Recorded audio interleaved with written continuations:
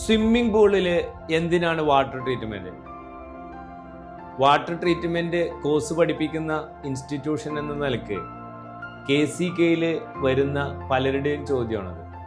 ഇന്ന് ഒരു ആവറേജ് വീടിന് ഉള്ളിൽ സ്വിമ്മിംഗ് പൂള് നിർമ്മിക്കുക എന്നുള്ളത് ഒരു ഫാഷനായി മാറിയിട്ടുണ്ട്. സ്വിമ്മിംഗ് പൂളിലെ വെള്ളം ശുദ്ധിയായിട്ട് മെയിൻറ്റെയിൻ ചെയ്തിട്ടില്ലെങ്കിൽ മരണം വരെ സംഭവിക്കുന്നു എന്ന് ഇന്ന് മലയാളികൾക്ക് സുപരിചിതമാണ്.